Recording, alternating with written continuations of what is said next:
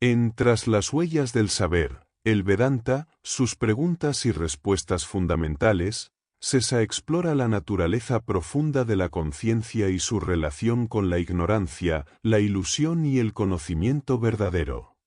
Desde temprana edad surgió un profundo interés por comprender los grandes enigmas de la existencia.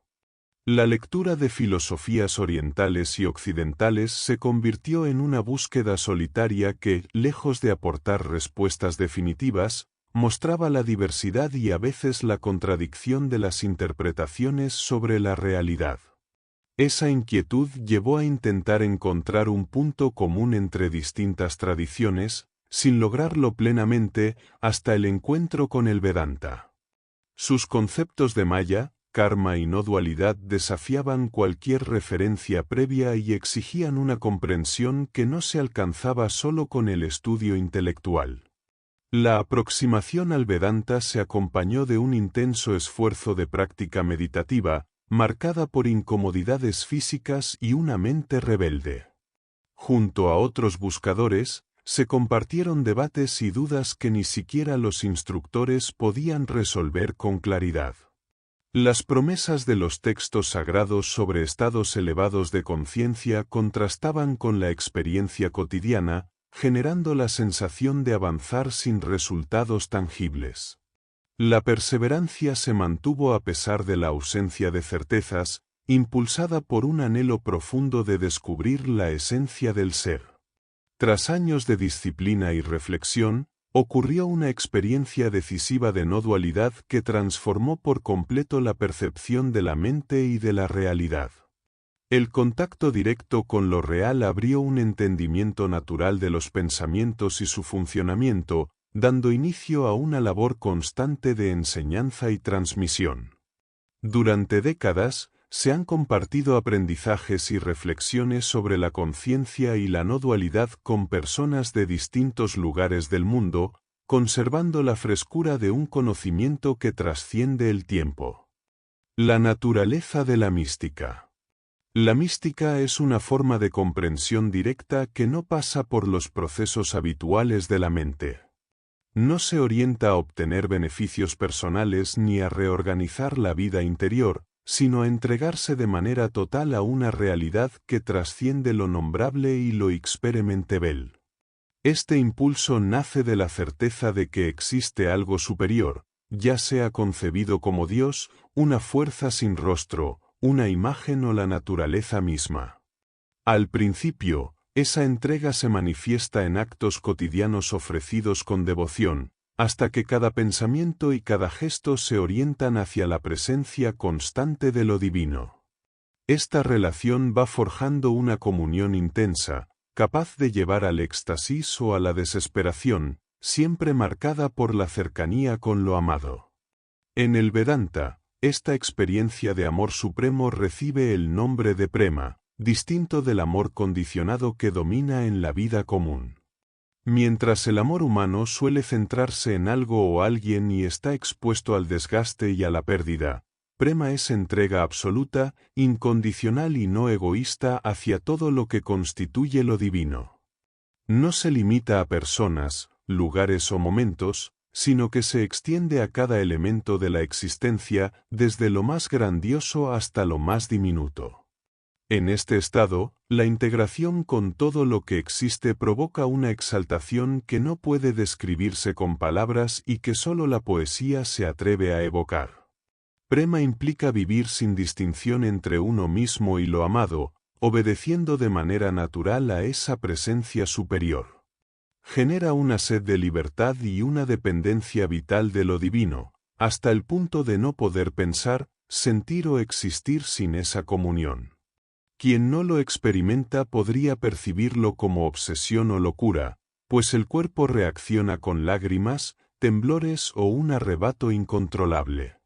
Pero para quien lo vive, es un vínculo profundo e inquebrantable que sostiene en todo momento y se intensifica incluso en las pruebas más difíciles.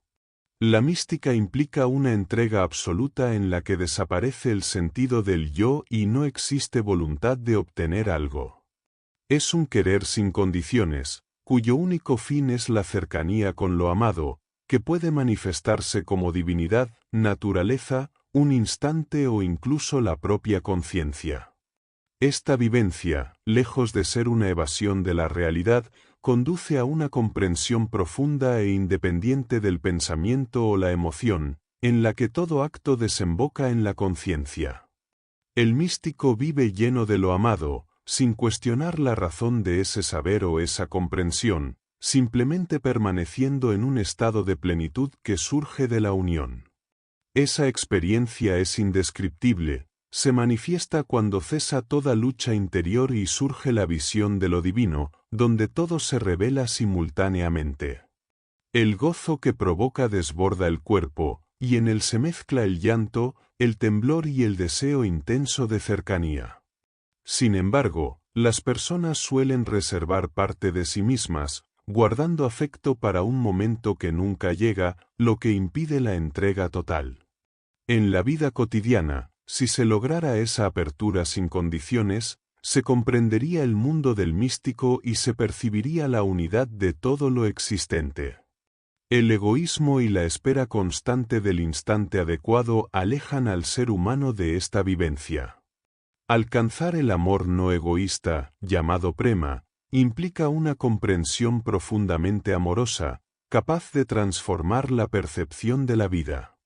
Un solo instante pleno puede llenar toda la existencia, alejando lo tedioso y el desamor.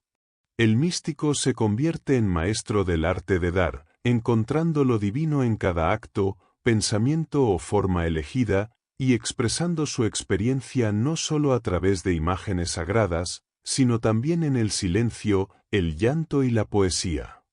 El amor, en su esencia más pura, es la base del mundo místico. No depende de la forma ni de las apariencias, sino de una entrega total que disuelve la noción de posesión. Cuando una vivencia se convierte en única y eterna, enlazando momentos que se funden en una vida entera de contemplación, surge la visión del amado en todo lo que existe. Así, el mar, el viento o una simple flor se transforman en expresiones vivas de lo divino. Este estado no admite interés por lo mundano, se centra por completo en la comunión con aquello que colma y consume, igual que la urgencia de respirar después de una inmersión profunda. El sentimiento místico impregna todas las experiencias y relaciones, abarcando desde los seres humanos hasta los elementos más simples de la naturaleza. Su intensidad crece al punto de borrar la conciencia del cuerpo y del tiempo, produciendo una liberación total.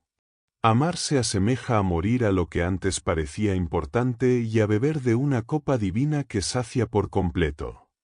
Aunque no pueda describirse con exactitud, se manifiesta en gestos humanos profundos como el llanto o el temblor, que alivian la carga de una visión demasiado grande para contenerla.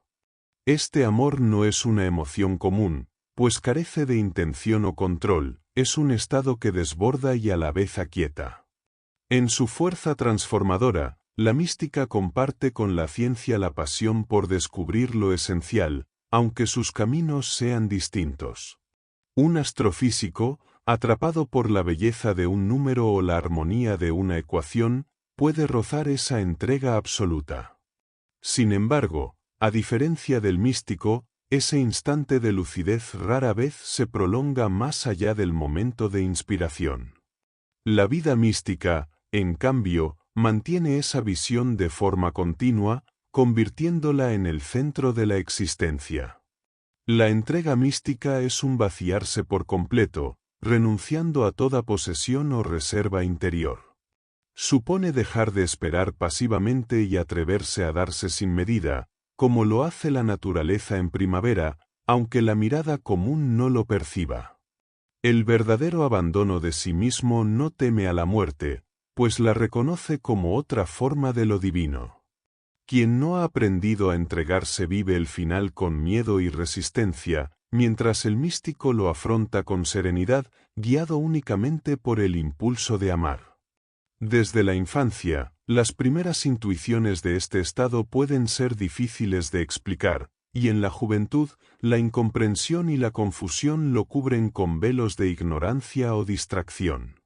Sin embargo, cuando la entrega se impone, irrumpe un llanto profundo y la visión de la esencia divina se hace inevitable. En ese instante, se contempla el rostro del amado y en él caben todos los universos, visibles e invisibles. Se percibe la energía latente en cada elemento, la unidad del tiempo y la cercanía entre todas las cosas. El cuerpo se debilita, el habla se apaga y las lágrimas fluyen sin control. Al regresar, la percepción del mundo cambia, los colores, las formas y los objetos recobran su identidad separada, marcando el fin del rapto.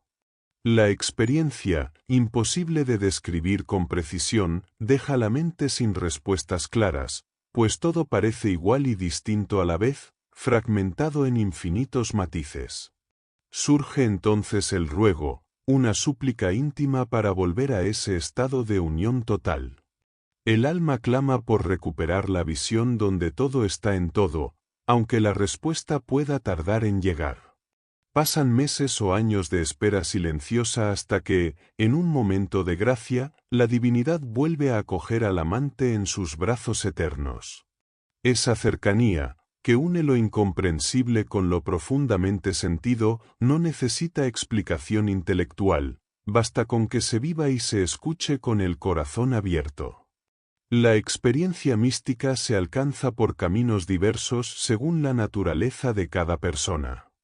Algunos encuentran a un guía espiritual con quien establecen un lazo profundo, similar a la afinidad que siente un alpinista por las montañas o un biólogo por los animales que estudia. Este vínculo nace del corazón y no de la mente, y conduce a una entrega sin reservas que puede darse hacia un maestro, hacia la naturaleza o hacia la conciencia misma. La clave es encontrar el medio que permita soltarse de la voluntad personal y confiar plenamente en aquello que se ama. El rapto místico consiste en una entrega total del yo, libre de toda voluntad propia. Aunque las drogas o el alcohol puedan relajar momentáneamente el sentido de identidad, sus efectos son pasajeros y acompañados de consecuencias negativas, sin conducir a un verdadero estado espiritual. Pueden, en algunos casos, mostrar de forma superficial un camino que, para ser auténtico, debe recorrerse de manera consciente. El amor profundo es la base natural de este rapto, y cuando surge, no necesita de artificios, solo del instante oportuno para entregarse por completo. Este estado puede alcanzarse tanto en soledad como en compañía, sin necesidad de pertenecer a ninguna organización o grupo. Hay personas que lo experimentan sin proponérselo y sin reconocerlo, pues no está condicionado por estructuras externas. De hecho, liberarse de la pertenencia a múltiples vínculos facilita la apertura interior. La esencia de este proceso es la renuncia al yo mediante una experiencia de amor integradora y total. Sin embargo, no siempre depende únicamente del esfuerzo personal. La tradición occidental llama gracia al favor divino que permite la visión mística. Se entiende como un acto que no puede forzarse, pues llega sin que se lo busque, como el sueño. En Oriente también se reconoce este concepto, aunque algunos autores lo cuestionan, defendiendo que la experiencia puede alcanzarse sin depender de la voluntad divina, siempre que se posean las condiciones internas y el momento propicio.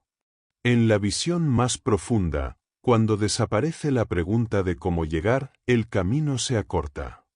El interrogante pertenece al mundo de quienes aún no han tenido la visión de lo divino. En la vivencia mística, las preguntas pierden sentido, porque la experiencia misma se basta para llenar todo el espacio del corazón. Los hábitos mentales.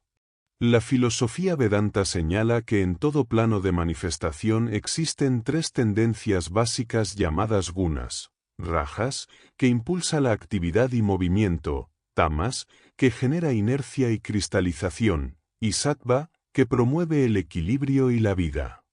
Estas tres cualidades se combinan para formar toda la realidad, y su presencia constante permite que diferentes áreas del saber, como la medicina, la música y la psicología, se relacionen de manera holística, conectando aspectos diversos de la existencia como si fueran las piezas interdependientes de un mecanismo complejo.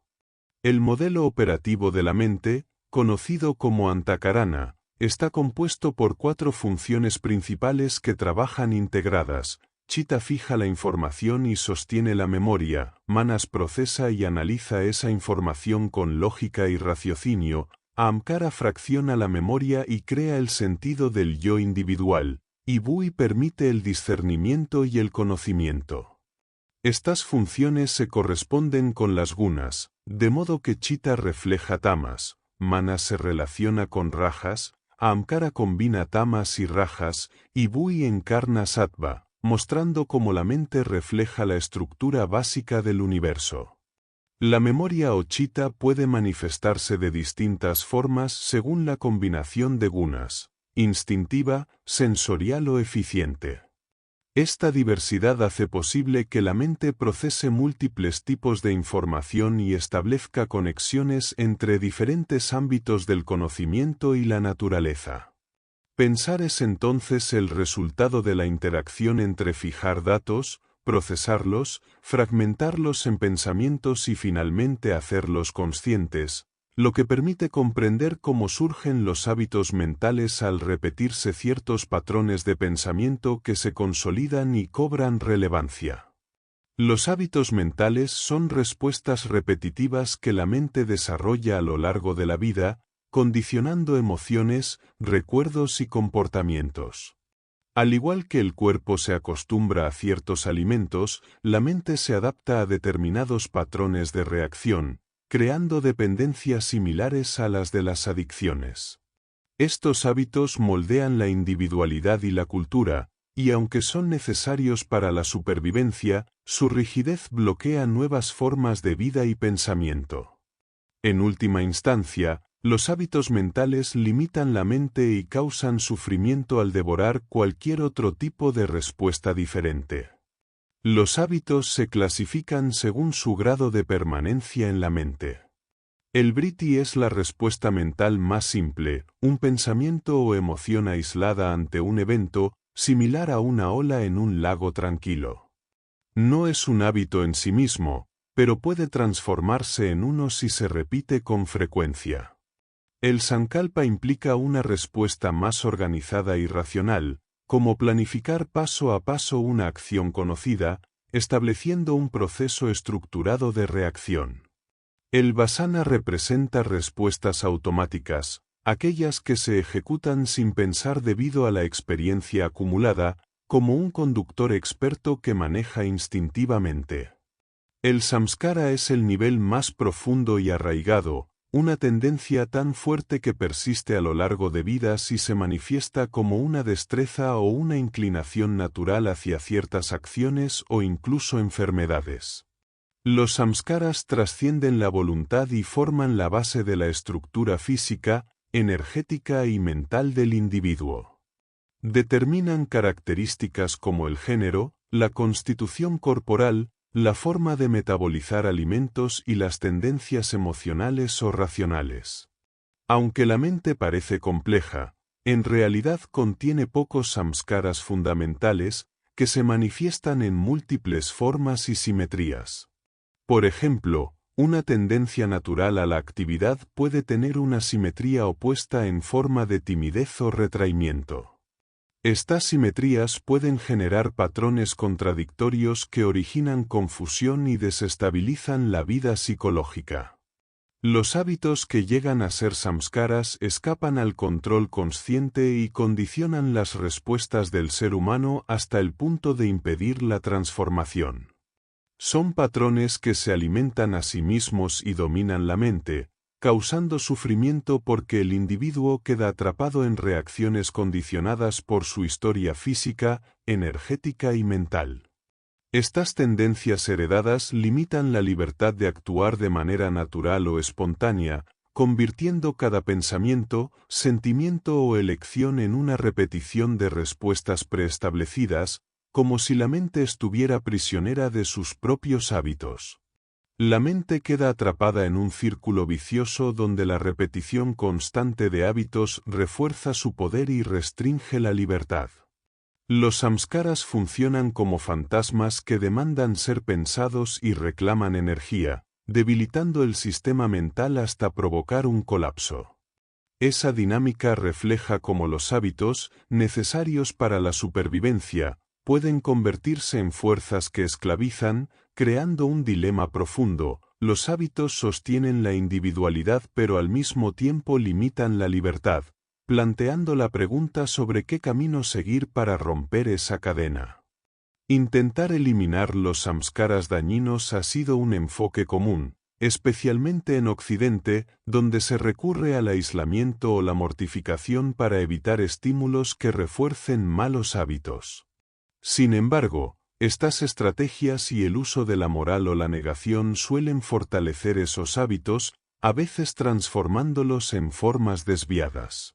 Desde la perspectiva del Vedanta, los hábitos no desaparecen por fuerza de voluntad, solo pueden transformarse. Cambiar uno no elimina el anterior, que queda latente hasta despertar de nuevo. Por eso, la educación debería centrarse en transformar hábitos rajásicos y tamásicos en hábitos sáttvicos, que promueven estabilidad y comprensión, facilitando el equilibrio mental y el acceso a niveles profundos de entendimiento. Un hábito es inseparable de su historia, formada por innumerables circunstancias y pensamientos que dieron origen a ese patrón. Deshacer un samskara implicaría eliminar todo ese pasado y las relaciones asociadas, algo casi imposible. La comprensión profunda funciona como herramienta transformadora para disolver hábitos dañinos. Las certezas que surgen al entender valores esenciales o relaciones sociales pueden reducir la influencia de samskaras perjudiciales. El samadhi representa el nivel máximo de comprensión, donde se aclaran todas las conexiones e implicaciones del hábito, otorgando libertad absoluta al permitir respuestas naturales sin condicionamientos previos. Esta condición va más allá del conocimiento común y resulta difícil de alcanzar para la mayoría. Los samskaras crecen si se alimentan mediante el pensamiento constante. Dejar de reforzarlos evita que se vuelvan más fuertes, aunque no los elimina. Los hábitos no alimentados pueden quedar latentes, formando el sanchita karma, mientras que los hábitos activados en una vida constituyen el prarabdha karma. Cuando un hábito se fortalece demasiado, adquiere cierta autonomía, obligando a la mente a pensar en él para sobrevivir. Este proceso genera obsesiones y neurosis, que en casos extremos pueden derivar en trastornos psicológicos severos. Así, la mente queda atrapada en una dinámica donde los hábitos se vuelven entidades casi independientes que demandan energía y atención constante. Evitar alimentar los samskaras enfocando la atención en el presente impide su fortalecimiento. Los samskaras se expresan a través de múltiples formas, y para no reforzarlos es esencial redirigir la mente una y otra vez al aquí y ahora, evitando caer en pensamientos que los sostienen. Al dejar de alimentarlos con atención, estos intentan usar su propia energía para manifestarse, pero sin refuerzo externo, terminan consumiéndose gradualmente, similar a una desintoxicación, donde el hábito muestra resistencia y produce malestar hasta que se debilita. La meditación facilita la atención plena, impidiendo que los hábitos mentales se nutran. Durante la práctica, pueden surgir molestias físicas o mentales que reflejan la lucha interna del samskara por persistir. Mantener la atención en el presente durante estos episodios permite que el hábito se desgaste, pues no encuentra el alimento de la mente. Repetidamente devolver la percepción a la hora convierte la presencia en una herramienta poderosa para disolver patrones arraigados, dejando cada vez menos espacio para que el samskara regrese hasta lograr su desaparición. La vida cotidiana es el terreno donde se entrena la atención presencial. Realizar actividades comunes con plena conciencia ayuda a retirar la atención de las tentaciones del hábito. Aunque el samskara puede reaparecer con fuerza, la constancia en la presencia reduce su intensidad y duración. La práctica sostenida transforma hábitos en reacciones menos automáticas, con el tiempo, acerca a estados de no dualidad y samadhi, donde la realidad se percibe como una sola conciencia. Mientras no se alcance esa libertad, la atención al presente sigue siendo el camino para liberarse de condicionamientos mentales.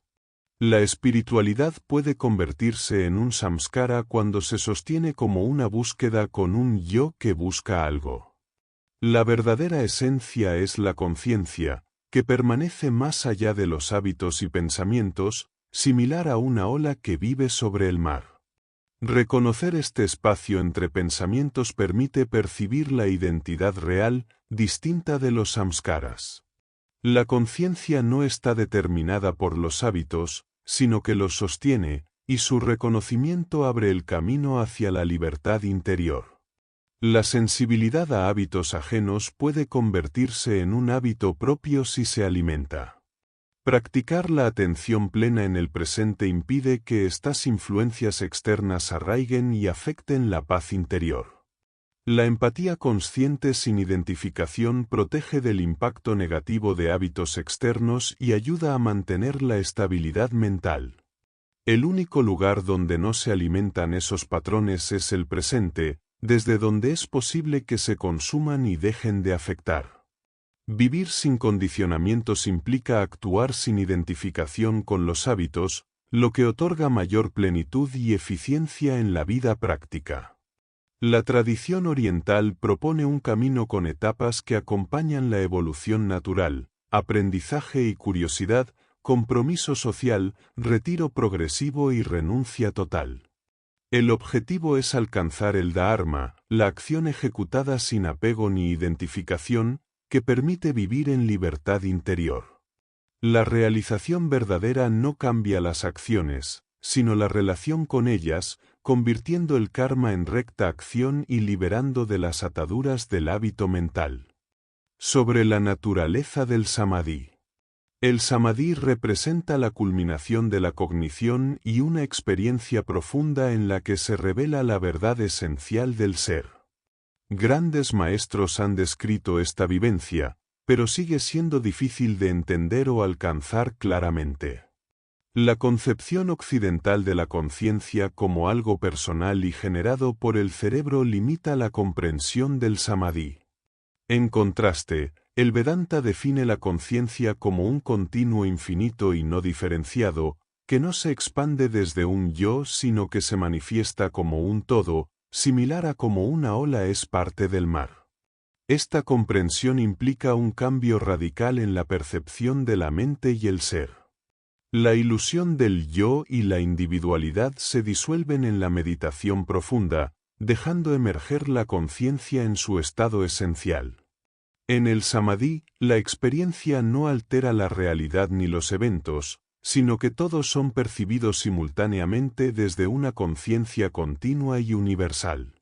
Esa simultaneidad permite comprender el universo en su totalidad, más allá de los límites del tiempo y el espacio, aunque la naturaleza de esta experiencia escapa al lenguaje humano. La percepción simultánea del samadhi revela que lo real es un todo integrado donde la individualidad desaparece pero la identidad de los objetos persiste en una unidad profunda. Esta integración genera un sentimiento intenso de amor y conexión, describiéndose como la expresión más elevada de la conciencia no dual. El samadhi representa la unión absoluta en la que todas las cosas se conocen a sí mismas en un continuo infinito, constituyendo la verdadera realidad. Existen diferentes niveles de samadhi. El savikalpa implica una integración profunda pero parcial, donde algunos aspectos permanecen diferenciados. Es un estado preparatorio que puede modificar la percepción pero no disuelve completamente el sentido de individualidad. El nirvikalpa, en cambio, es la experiencia plena y sin límites, que transforma la mente del practicante eliminando miedo, duda y sufrimiento personal. Mantener esta vivencia durante un tiempo prolongado conduce a la liberación completa, donde desaparecen todos los impulsos egoicos y la conciencia se manifiesta en su forma más pura y libre. 5 estados de conciencia describen el proceso cognitivo: sueño, pensamiento, observación, concentración y meditación. Los modelos de Patanjali y Sankara ofrecen perspectivas distintas. Patanjali enfoca estados de atención y meditación empírica, mientras Sankara introduce niveles de conciencia relacionados con la materia y la no dualidad. La meditación nunca atraviesa el estado causal de Sankara, que es un concepto teórico más que una experiencia real. El sueño sin imágenes refleja un estado de potencialidad sin yo, ligado a la bienaventuranza, pero no es un estado meditativo directo. La experiencia del samadhi se distingue porque calma la agitación mental, estabiliza la mente y ofrece certezas duraderas ante el dolor o la muerte. La validez de esta vivencia se mide por la estabilidad y continuidad de la cognición. Los niños, aunque comprenden el mundo, no desarrollan aún la autoconciencia necesaria para acceder plenamente a esa experiencia, ya que el samadhi implica conocerse simultáneamente a sí mismo y al entorno. El sistema nervioso puede limitar o facilitar el acceso al samadhi. Su capacidad para sostener la energía meditativa varía y puede generar problemas si se sobrecarga. La meditación incrementa el flujo de prana en los conductos nerviosos sutiles, lo que puede ser perjudicial si el sistema nervioso no está preparado. Dormir profundamente y mantener una atención relajada en el presente fortalecen el sistema nervioso, permitiendo una mente estable y evitando enfermedades físicas o psicológicas. Existen 2 tipos de samadhi asociados a experiencias distintas: el de cabeza, caracterizado por una comprensión silenciosa y sin límites que se expande como un saber universal, y el de corazón, que produce una explosión de amor intenso, donde la percepción simultánea de todos los eventos genera un asombro absoluto. Estas 2 formas se integran en el nirvikalpa, estado supremo que une el conocimiento, la existencia y la bienaventuranza en una única experiencia de unidad. El karma yoga como actitud correcta ante la vida. Realizar una acción sin apego al fruto ni sentido egoico define la actitud correcta en toda acción. La ética no se basa en normas rígidas, ya que éstas siempre son impuestas por unos pocos y resultan relativas. No existen acciones buenas o malas por sí mismas, su valor depende de la actitud del ejecutante y del momento oportuno. La ausencia de ego y deseo durante la acción genera un estado natural que se denomina dharma, liberando al actor de ataduras y fluyendo en armonía con la vida. Cuando la acción se vincula al sentido del yo y a metas personales, se produce un encadenamiento que genera kármica, una atadura que limita la libertad interior. La virtud regulada socialmente es sólo una conveniencia temporal, sin una base moral universal. La comprensión profunda del karma yoga invita a actuar desde el presente sin identificación personal, lo que libera del ciclo de causas y efectos y favorece una existencia más libre y auténtica. Karma y libertad. La realidad que experimentamos está formada por una cadena de causas y efectos ininterrumpida, donde cada instante surge de acontecimientos previos.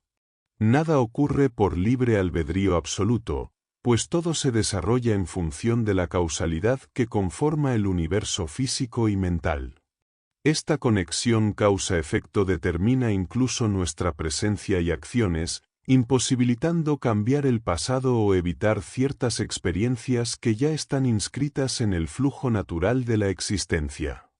El karma surge cuando las acciones se vinculan con la intención y el sentido de yo, creando un lazo entre actor y acto que mantiene la continuidad del ego.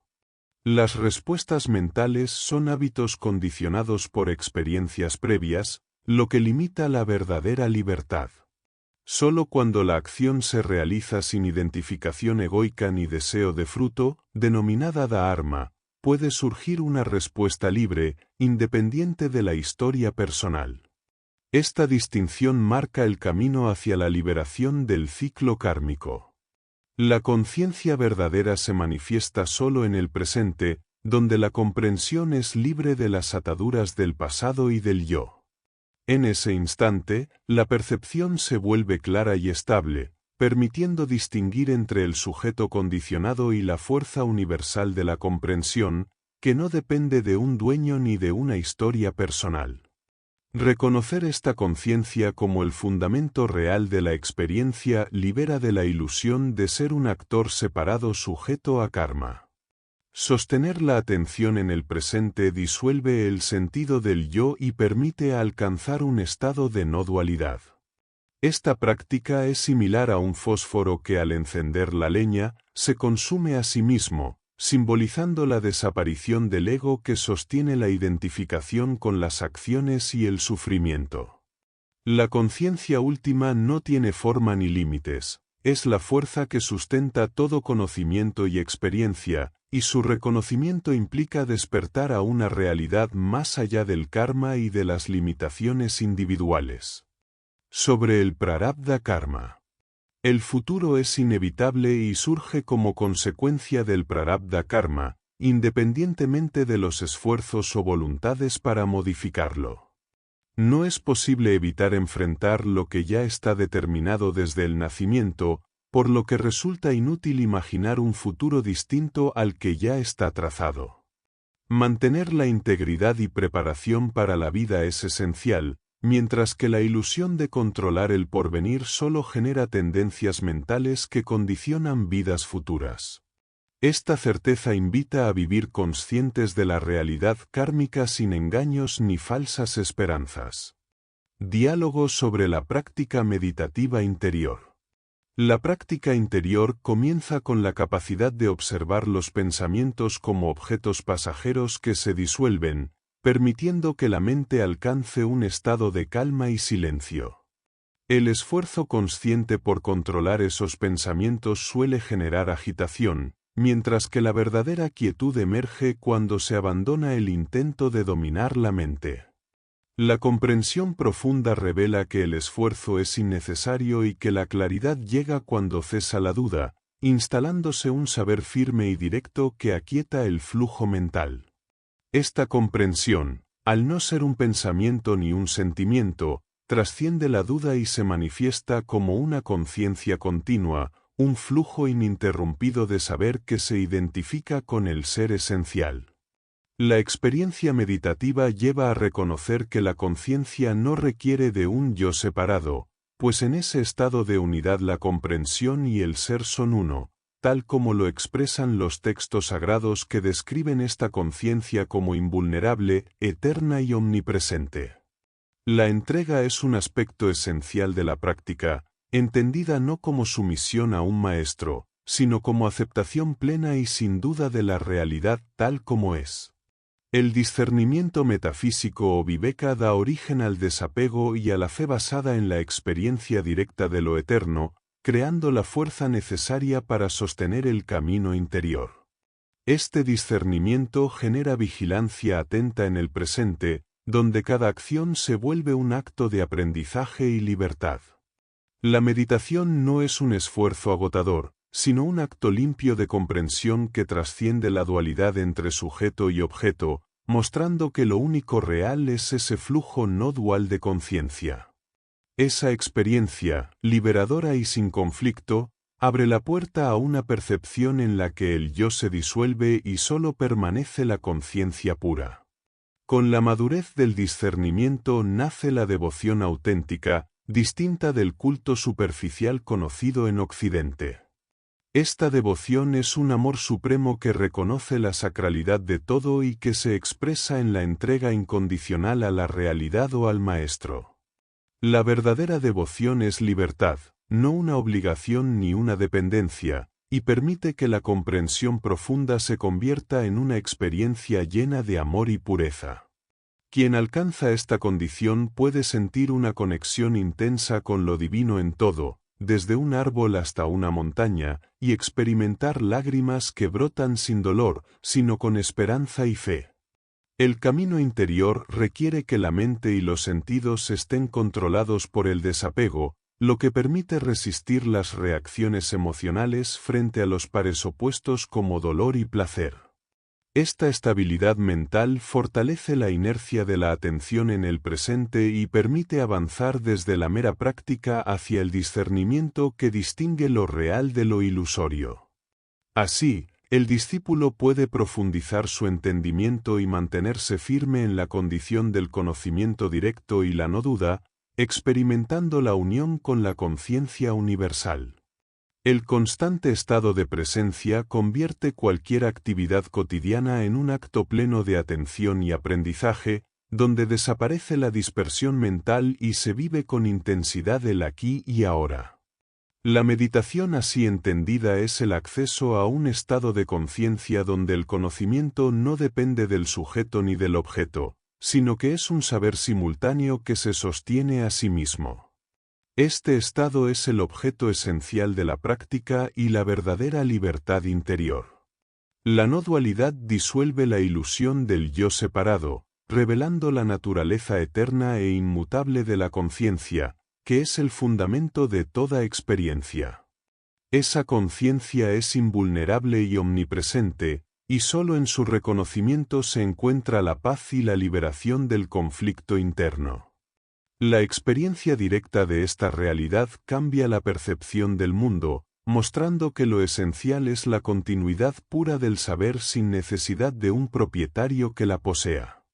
El despertar a esta conciencia implica una transformación profunda que incluye el desarrollo de la fe basada en la experiencia, el desapego a las condiciones cambiantes y la entrega sin reservas.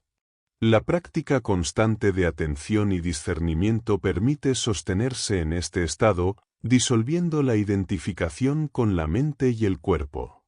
La experiencia meditativa genuina produce una especie de fulgor interior, una devoción pura que no se reduce a emociones pasajeras, sino que refleja la conexión con lo sagrado y la libertad absoluta. Esta condición libera de la duda, del miedo y del sufrimiento, estableciendo un vínculo directo con la verdad esencial que sostiene toda existencia. Diferencia entre el deseo y la entrega. El deseo es una actividad mental momentánea y transitoria que no puede generar quietud verdadera en la mente, pues carece de la fuerza profunda que tiene la comprensión. El deseo siempre implica la existencia de alguien que desea, lo que lleva a identificaciones emocionales como la alegría o la tristeza, haciendo que la mente permanezca en un ciclo de cambio sin estabilidad. La entrega, en cambio, es una forma más madura y continua de sentir, propia de estados superiores como la observación, la concentración y la meditación. Esta entrega implica la cesación del yo y no genera sensación de soledad ni vacío, sino una quietud alegre y estable, porque no existe un sujeto separado que la experimente, sino una presencia plena y constante. La vida cotidiana está marcada por la alternancia constante entre momentos de trascendencia y de intrascendencia mental, lo que provoca caos interior y pensamientos desordenados. La falta de contacto con el mundo metafísico puede generar cansancio, futilidad o sensación de soledad, que se refleja en la práctica interior como dificultad para alcanzar calma. La práctica espiritual es un reflejo de la vida diaria, por lo que mejorar la calidad de la experiencia cotidiana reduce el desorden mental y favorece una práctica más tranquila y profunda, con menos pensamientos y mayor estabilidad interna. Sobre la comprensión del dolor. El dolor es parte inevitable de la experiencia humana y actúa como un maestro que invita a la comprensión profunda. Vivir el dolor con dignidad implica reconocer su importancia sin permitir que invada áreas que no le corresponden. La comprensión que surge del dolor funciona como un oasis que sostiene la mente frente a la duda y el desconcierto, permitiendo delimitar la esfera del dolor a su verdadera causa y manteniendo firmes las certezas que sostienen la vida cotidiana. Aprender del dolor requiere permitirle ser vivido sin apresurarse a eliminarlo, pues sólo así ilumina la naturaleza de los conflictos internos y lleva al crecimiento. El discernimiento es un nivel superior de comprensión que distingue lo real de lo ilusorio y permite navegar la vida con calma y seguridad, reconociendo la conciencia absoluta como la base de toda existencia. Desde esta certeza, el dolor pierde poder para alterar la quietud interior, ya que la mente se mantiene en el sendero de la estabilidad y la libertad. La comprensión metafísica crea un estado duradero de libertad que supera cualquier sufrimiento, mostrando que el dolor, lejos de ser solo sufrimiento, es una herramienta para la introspección y la transformación interior. Mantenerse atento a la experiencia del dolor sin dejar que se convierta en el centro permanente de la vida permite vivir con dignidad y plenitud. La vida se llena de momentos presentes y sensaciones reales, no de recuerdos o angustias inútiles. La práctica constante de la atención al presente ayuda a liberarse del pasado y de la desesperación, favoreciendo una experiencia vital intensa y auténtica. Reconocer que el mundo ocurre siempre en el presente posibilita vivir con la intensidad del último instante y abre la puerta a una existencia plena y consciente. La duda cognitiva y psicológica. La duda se manifiesta como una fluctuación mental que impide la estabilidad en el conocimiento consciente. Esta duda, tanto cognitiva como psicológica, provoca intranquilidad, miedo y un constante movimiento de imágenes que dificultan sostener la atención plena. La mente fluctúa entre opuestos, generando procesos dialécticos similares a la tesis, antítesis y síntesis, pero mientras existe duda no se alcanza el saber genuino ni la comprensión clara. La actividad intelectual requiere la cesación momentánea de esa fluctuación para emerger con fuerza y claridad, estableciendo una certeza que elimina la inquietud mental. El movimiento constante de la memoria y las imágenes mentales se denomina manas, y su cesación momentánea se llama buddhi, la fuente del conocimiento estable. La duda implica la presencia del ego, que actúa diferenciando y creando conflicto. La práctica interior busca fomentar la actividad intelectiva libre de esta fluctuación para lograr estados de conciencia como la observación, concentración y meditación, donde la mente se libera de la duda y navega en la no dualidad. La dificultad para sostener la atención en el presente proviene del apego a imágenes mentales y a la falta de confianza en el proceso. Mantenerse en el presente es esencial para estabilizar la mente y evitar que la duda genere oleadas de pensamientos que perturban la práctica interior. No se requiere saber todo, sino afirmarse en lo que realmente se conoce o desea.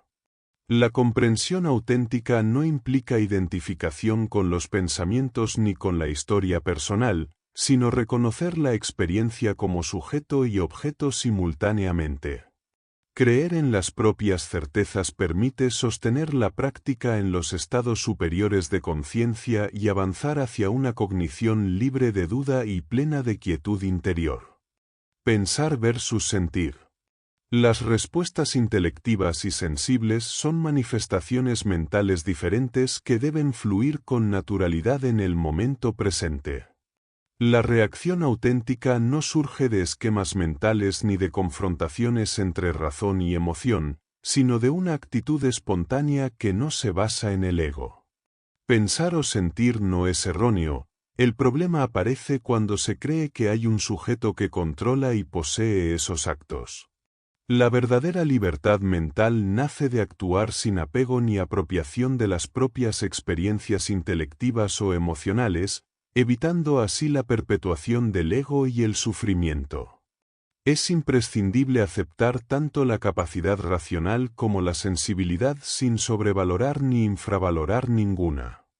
El intelecto, bien empleado, se convierte en herramienta para discernir la realidad y construir certezas que no distorsionen la experiencia. Sentir y pensar deben expresarse sin poseerlos ni identificarse con ellos, pues la apropiación genera conflicto y distorsiona la percepción del presente. La clave está en reconocer quién está detrás de la experiencia, dejando de lado la ilusión del yo como dueño de las acciones y pensamientos. La mente, bien guiada, puede ser aliada para alcanzar equilibrio y tranquilidad interior. Aprender a usar la razón sin forzarla y a sentir sin aferrarse permite que la mente y el sentimiento funcionen en armonía, como un don que sustenta la vida sin crear división ni caos. El problema real surge cuando el ego se adueña del conocimiento, el sentir o la acción, generando diferenciación y obstaculizando el vivir pleno y coherente con el presente. Sobre la indagación interior. Cuando la mente está atrapada en pensamientos, el primer paso es reconocer que se está pensando. Ese acto de comprensión devuelve la atención al presente y disuelve los pensamientos en curso. Indagar quién es el que piensa revela que el yo es el pensamiento más persistente, y aunque éste también sea un pensamiento, concentrarse en él reduce la multiplicidad mental. Sin embargo, para disolver completamente ese yo, es necesario observar sin intervenir, transformándose en testigo de un vacío mental, estado conocido como observación. El yo al que se refiere Ramana Maharshi es el sujeto individual que se identifica con el pensamiento y la autoimagen. Indagar ese yo puede llevar a estados intermedios como la observación o la concentración, pero solo un discernimiento profundo permite trascender hacia el Atman, la conciencia pura que es inindagable. El yo que indaga inicialmente es el sujeto, pero cuando la indagación se profundiza, ese yo se reconoce como la conciencia misma, el Atman, que existe sin nada previo ni externo a él. Emoción y exaltación. Las emociones son respuestas habituales que envuelven y arrastran al observador, dificultando su distanciamiento. Estas reacciones pueden transformar la vida en altibajos, como olas que van y vienen, y suelen mezclarse con pensamientos y recuerdos. La emocionalidad es válida solo cuando responde coherentemente a un instante presente, pero es erróneo dejarse llevar por emociones que no corresponden a lo que ocurre aquí y ahora, pues ello genera confusión y desarmonía interna. El discernimiento es la clave para administrar las emociones, permitiendo que surjan y desaparezcan en el momento adecuado. Actuar con mesura y sin apego al fruto de la acción lleva a una libertad dinámica, pues implica vivir en coherencia con la oportunidad de lugar y tiempo. La ética más profunda surge cuando cada acto se realiza sin egoísmo ni deseo, integrando metafísica, epistemología y práctica en un modelo coherente que supera las divisiones de la filosofía occidental. Más allá de las emociones efímeras, existen exaltaciones internas más estables y constructivas que generan una alegría profunda y duradera. Esta alegría proviene del saber y de la ausencia de dudas, creando un estado de libertad emocional que permite enfrentar el mundo con comprensión plena. La respuesta auténtica a la inquietud no es la emoción pasajera, sino el silencio sereno que nace del saber interior. La profunda comprensión frente a los hábitos. Fumar a pesar de saber que es dañino refleja una comprensión limitada, ligada al razonamiento momentáneo y a justificaciones personales. La conciencia verdadera no es ese juicio superficial sobre el acto, sino la continuidad que sostiene el pensar y el sentir, una presencia imparcial que no juzga ni se identifica con las acciones. Al eliminar las justificaciones y el hábito mismo, la comprensión se abre a una realidad más profunda y sin límites, donde la atención puede asentarse plenamente.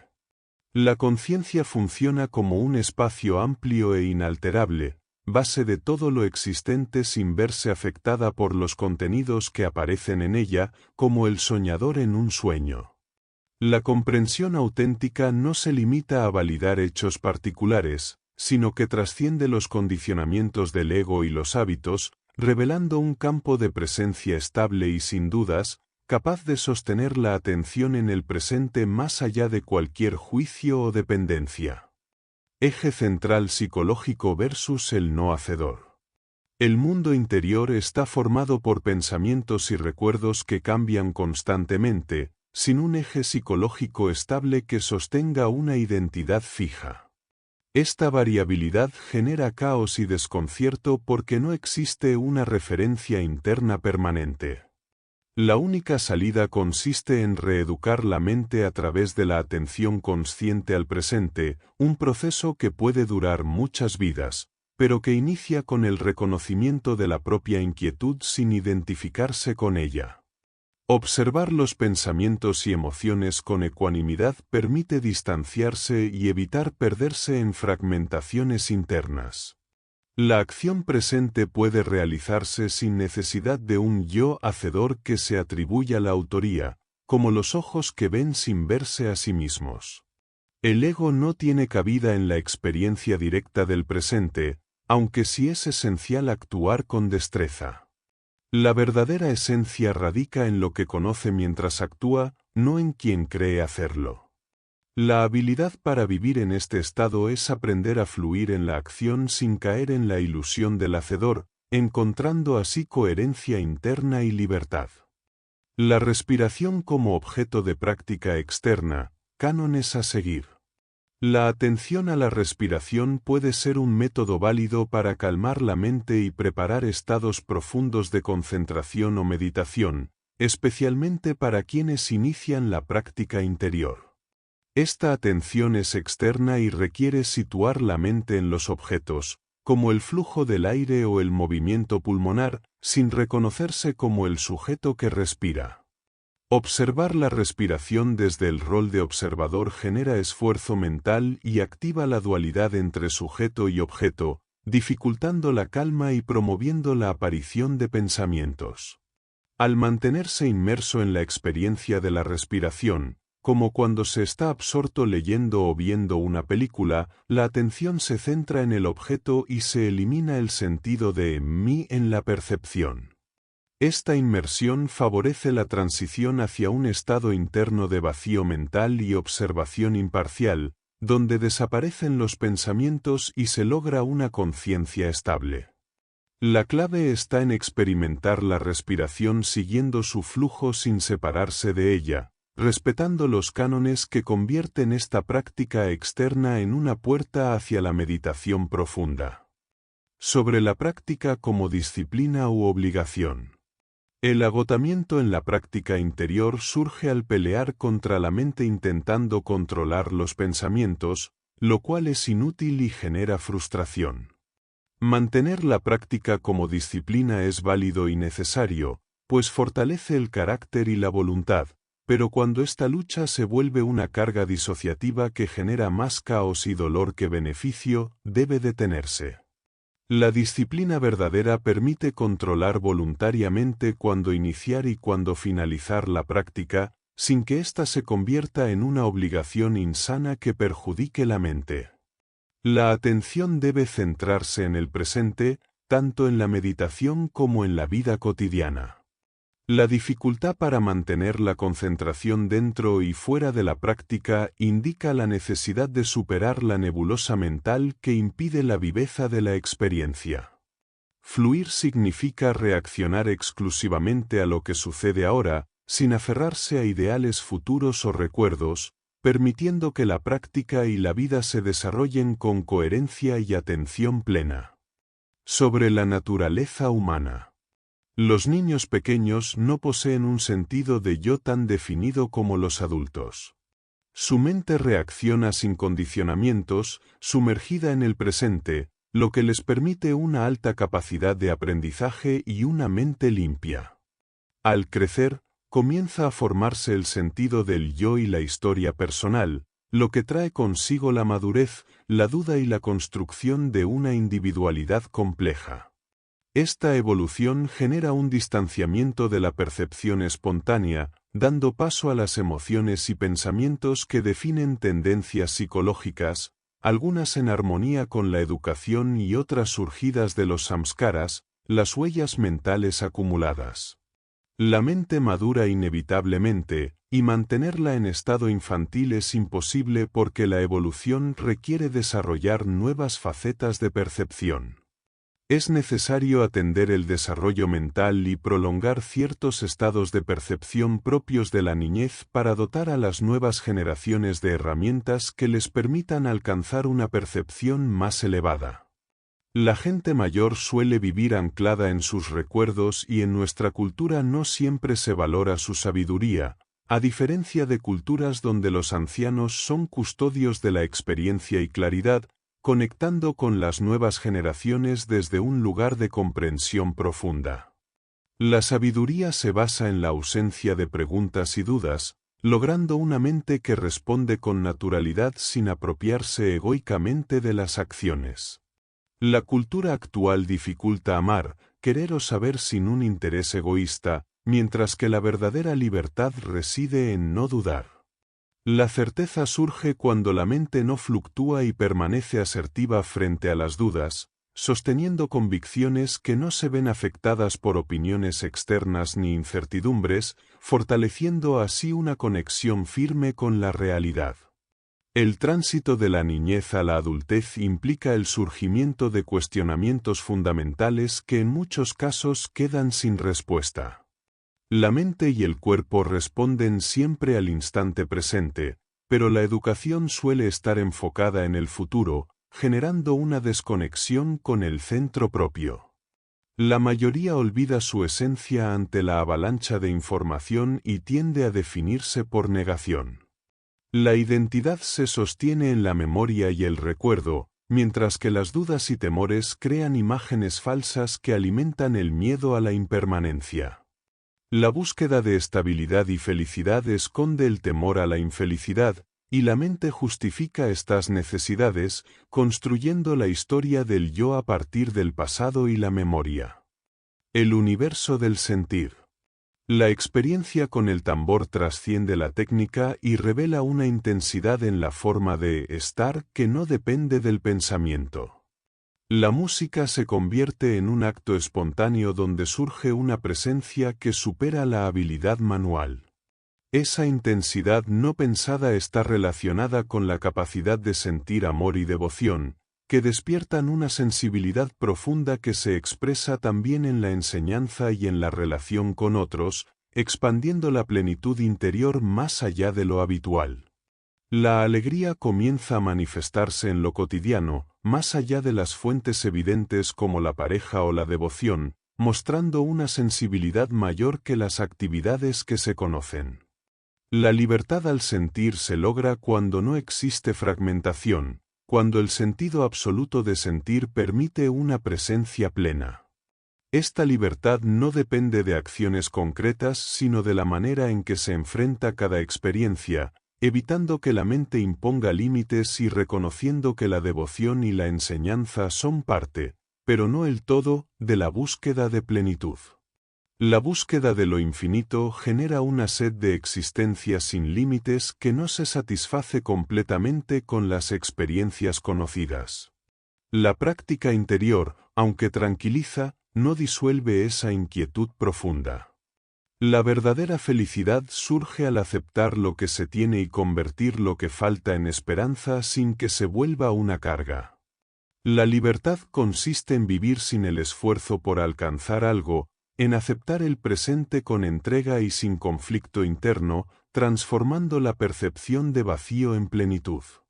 La entrega es la clave para acceder a la exaltación de existir, similar a la que surge al amar, enseñar o entregarse en la devoción. La práctica meditativa puede ser como interpretar un tambor, donde el observar los pensamientos se vuelve una composición rítmica que conduce a la disolución y al entusiasmo interior. La libertad aparece en el acto de soltar y dejarse llevar, pero la meditación recibe esfuerzo mientras que otras actividades reciben alegría y entrega. Reconocer y liberar ese miedo a entregar el propio ser abre la posibilidad de experimentar plenamente el amor y la vida en el presente. Sobre el genuino silencio interior. El silencio interior se experimenta como un estado de calma profunda donde la mente se apacigua y deja de generar pensamientos o ruidos mentales. Esta quietud, similar a un lago sin ondas, permite percibir la conciencia en su forma más pura, un fluir silencioso que no se interrumpe ni se fragmenta. La atención enfocada en sí misma revela un rumor sutil que representa la presencia consciente, y en esa experiencia se disuelve la división entre observador y observado, dando lugar a la concentración no dual, un estado de completa unidad interior donde el yo se diluye en la existencia. Mantener este silencio requiere silenciar el mundo interior sin esfuerzo, pues la tensión o intento por controlar la atención genera distracciones y movimientos mentales. La disolución del pensamiento abre un espacio vacío que permite reconocer la intensidad pura de la conciencia, donde desaparece la historia personal y surge la meditación profunda. Enfrentar el miedo a lo desconocido implica entregarse amorosamente a los temores cotidianos, soltarse en la vida para luego soltarse en el silencio interior, logrando así atravesar la oscuridad mental y alcanzar la luz de la meditación. Realidad y falsa identificación. Los pensamientos surgen y desaparecen mientras la atención permanece constante, aunque no suele percibirse así por un hábito mental erróneo. La atención es estable, pero la mente se confunde, situándose en estados de sueño o vigilia donde la atención parece ir y venir. Al aprender a vivir en el presente, la percepción cambia y se accede a estados superiores de conciencia en los que la atención se mantiene continua y los pensamientos se vuelven cíclicos. La falsa identificación con el cuerpo y la historia personal crea una ilusión llamada maya, que sostiene una realidad fragmentada y confundida, generando el karma que mantiene ese estado ilusorio. Romper esa ilusión depende de una percepción correcta basada en situarse plenamente en el presente y dejar de identificarse con lo irreal. La mente, por sus hábitos, tiende a recrear una realidad fragmentada que se experimenta como miedo o deseo, como la falsa serpiente que surge de una soga. Esa ilusión no desaparece el mundo, sino la falsa interpretación que se hace de él. La entrega total a la búsqueda interior exige superar el apego a los hábitos mentales y al bienestar personal para alcanzar el silencio interior y la verdadera comprensión de la unidad, más allá de la identificación errónea y el sufrimiento asociado. La conciencia y la ignorancia. La ignorancia no existe en sentido absoluto, pues saber que no se sabe ya implica un tipo de conocimiento y conciencia. La conciencia es un flujo continuo y no diferenciado que habita en todo lo existente, y no depende de la presencia del yo para manifestarse. La ignorancia surge como una percepción ilusoria que toma por real lo inexistente, como confundir una cuerda con una serpiente, y la conciencia sostiene esa ilusión a través de la creencia en ella. La conciencia no necesita un sujeto que se identifique con lo conocido para actuar y responder con orden. La ignorancia solo tiene validez en la medida en que alguien cree en su existencia, pero la conciencia trasciende esa creencia y no requiere de un yo para existir. Así, la verdadera comprensión implica reconocer que la ignorancia es un fenómeno dependiente de la mente y no una realidad esencial. Diferencia entre el concepto igual y el concepto no diferente. El concepto de igual se refiere a la comparación entre dos objetos diferenciados que comparten características similares, mientras que la no dualidad no trata de comparar ni calificar objetos ni establecer relaciones entre ellos. La no dualidad describe la naturaleza de la cognición donde el conocedor y lo conocido no se perciben como separados o diferentes, sino como parte de un mismo proceso esencial. No implica que el conocedor adopte una nueva esencia o condición, sino que en la experiencia no dual la conciencia percibe el universo como un todo simultáneo y sin división entre sujeto y objeto. Este estado de percepción plena y simultánea se denomina meditación, donde la distinción desaparece y se experimenta la unidad esencial. Diferencia entre campo de información y campo de cognición. Un campo de información consiste en un conjunto de eventos o características que forman una unidad conceptual, como una columna, un bosque o una familia. Estos campos agrupan múltiples variables materiales o ideales, pero no poseen conciencia. La información es una suma de condiciones que describe un objeto o evento sin ser un elemento independiente o único. Esta visión permite entender que toda realidad, material o ideal, está conformada por campos de información. Un campo de cognición añade a ese campo de información la presencia consciente. Así, un campo de cognición es un conjunto de eventos experimentados conscientemente como una unidad. Mientras la ciencia suele considerar los objetos solo como información sin conciencia, esta perspectiva propone que toda información puede ser potencialmente consciente. La conciencia otorga unidad y percepción no diferenciada, transformando la realidad en una experiencia no dual donde los campos de información se integran en campos de cognición. Este cambio fundamenta estados de conciencia avanzados como observación, concentración y meditación, en los cuales la información se vive sin divisiones perceptivas. El inconsciente como limitante. El inconsciente limita la transición entre la concentración y la meditación. No se trata solo de memoria, sino también de reacciones instintivas que permanecen ocultas a la conciencia. Mientras la concentración está limitada por lo que se conoce consciente y mentalmente, la meditación implica trascender ese límite hacia lo que no se conoce ni piensa conscientemente. Este límite es ilusorio y se disuelve al mantener una presencia estable, revelando que la conciencia siempre está presente más allá de los obstáculos mentales. Los limitantes, llamados maya, son como olas en el océano de la conciencia, fragmentos que parecen independientes pero son parte de la unidad no dual. La práctica de neti-neti, o de sobreimposición, consiste en eliminar identificaciones erróneas con esos limitantes para reconocer la realidad esencial.